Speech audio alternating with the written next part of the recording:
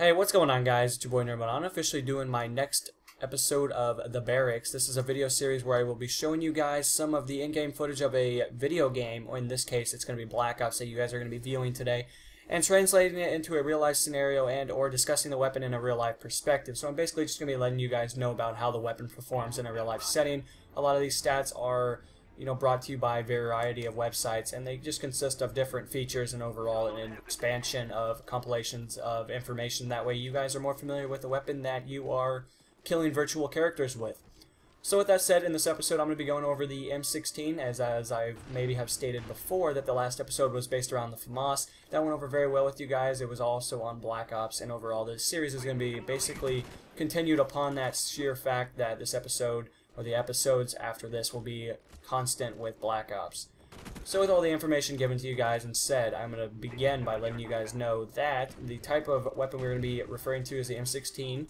It's going to have different varieties, the M16A1, 2, and 4. I'm not sure if there's a 3, I'm not seeing one listed, but I could be incorrect on that. It could be a different variant of the 2.5 or something of that chamber or round combustion. So with that said, the M16 is in general sense an assault rifle. It was placed into origin by the United States government. So overall, the United States military is one that will be using the weapon, and I'm not saying in any means necessary that other nations have not built or constructed weapons of similar design.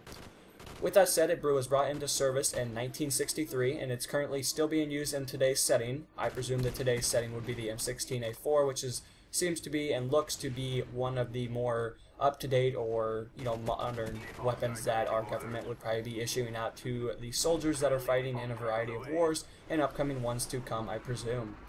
With that all said, it has seen its fair share of combat and or degrade in other wars. You can consist of these of the Vietnam War, the Iraq War, the war in Afghanistan, different operations which consist of the Operation Deny Flight, the Gulf War, and just a lot of invasions in Panama and Grenada. That's what it looks like. I'm not positive if that's exactly how you spell it, but overall, or pronounce it, that's what I'm trying to issue to you guys. With that all said, it's just seen its fair share of wars. I do realize that, the wars are nothing that anyone wants to bring upon their nation in a general sense, but the war in Vietnam was actually one where if you guys want to bring this into a real life setting, I've actually had, grandparents that fought in Vietnam. So overall, they've seen their fair share of using the M16A1, which is probably one of the more interesting looking rifles. The M16A4 looks a lot more tech induced and just overall a lot more cleaner and has more attachments built on and modified to its overall weapon and performance. So with that said, guys, it's the designer. Unfortunately, I'm not exactly positive how you would say this guy's first name, so we're going to try. I think it's Eugene Stoner and L. James Sullivan.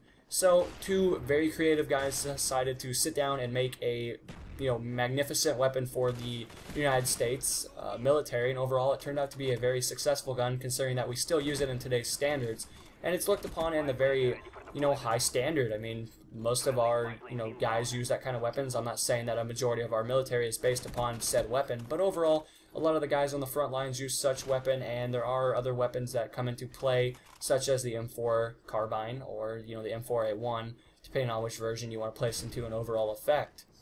With that said, it was designed in 1952, or 1956, I do apologize about that. The manufacturers can consist of a variety of places and people that decided to place money in upon this weapon to improve and or, place their name into the gun's engravings.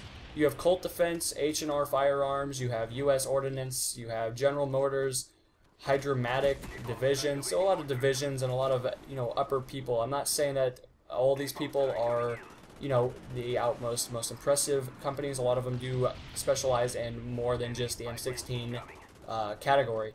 So with that said, there are other nations that have jumped into it. It looks like Germany and a little bit of United States, and followed by, I want to say that's China, but I could be incorrect on that for you guys.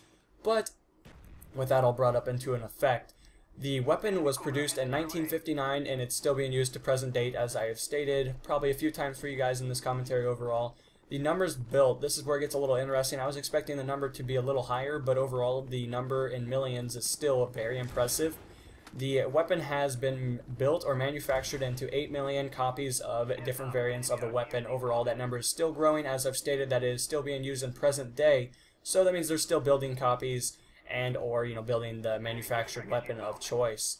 The variants can consist of, as I've stated for you guys before, the M16A1, M16A2, the M4A1, the M16A4. There are different variants of all those, like the M4 carbine, which was probably brought into effect as well, like the M4A1. Just different variants, and there's all kind of different specifications for you guys. Sorry about that. That was a very difficult word for me to say for some reason. But the weight overall in distributive senses is 7.18 pounds, or 3.26 kilograms if you are from another nation that uses the different metric system, unlike the United States, because I know we are one of very few that use a weird setup. With that said, 7.18 pounds, 3.26 kilograms, that is unloaded, that is without a magazine or a round in the chamber. It uses a 8.79 pounds or 4.0 kilograms loaded. That's how much it weighs for you guys. As I've stated before, it uses a 5.56 by, I want to say, 45 millimeter NATO round, which is a pretty good, round. NATO is what the United States military and many nations of its kind use for their ammunition or round consumption or shooting down range. So with that also said, guys, the length of the weapon as a total effect is going to be about 39.5 inches or 1,000 millimeters. So, overall, it's a pretty standard issue. It's an assault rifle, so I expected it, and I'm sure most of you expected it to be a pretty lengthy weapon and an overall size consistency. So with that also said, guys, I'm going to be discussing the barrel length by itself. It uses about 20 inches or 508 millimeters of its total barrel length, which is impressive. I mean, nothing to, state. That means that its barrel makes up at least, half of its overall size. If you were to take 39.5 inches minus 20, that means you'd have about 19.5 inches that are dedicated to other, sheer things, such as the stock and the overall chambers and all that. So, that's impressive. That means it's a pretty accurate weapon, I'd presume, if you're going to put it into a realistic standpoint. So, overall, the cartridge, as I've stated before, is a 5.56 by 45 NATO round. The action is a gas-operated rotating bolt, and that's pretty cool. I mean, that makes it a pretty accurate weapon overall, and it uses a different gas-operated system than some of the things that I'm more used to in a general sense for you guys. The rate of fire, this is where it gets a little interesting. I did not realize that the beginning numbers were extremely low, but I presume that's for sustained and accurate fire. So overall, I'm going to break that down for you guys into 3 categories. The beginning one is going to be your sustained fire action, which is going to be about 12 to 15 rounds a minute in sustained fire mode. You're going to break that down into the next caliber, which is going to be about 45 to 60 rounds in a minute in, semi-automatic fire.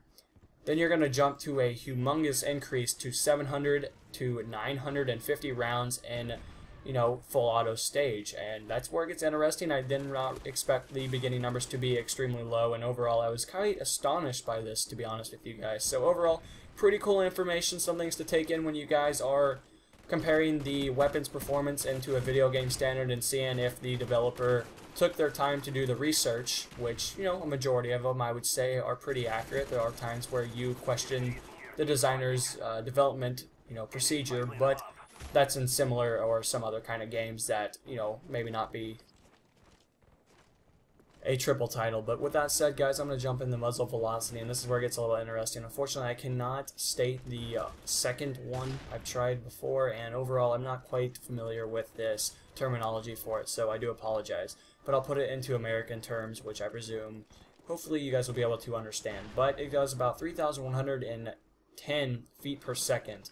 And unfortunately, I don't know what the other one is, so I'll just give it to you guys in a generalized sense. But it's 948 m/s. And I think the S obviously stands for seconds, but I cannot. It might be meters per second. That might be it. But unfortunately, guys, I'm not too familiar with that kind of abilities to translate that to you guys. But with that said, I'm going to jump into the next thing, and we're almost done with the commentary for you guys. So, its effective range is about 550 meters. That's point target. If you are a gun expert, you would probably know what that is. If not, you can do a little bit of Google search, because I'm sure Google will be one of your friends in this case. 800 meters for area targets, so that might be more inaccurate if you're going to not pepper the trigger and take full effectiveness of the weapon. But guys, unfortunately, we're going to be coming to a close. This has been the M16 discussion. I hope you guys enjoyed. Hope you guys will give me feedback to how to improve this series, and hopefully you guys will stay tuned for the next episode. It should be coming up here soon.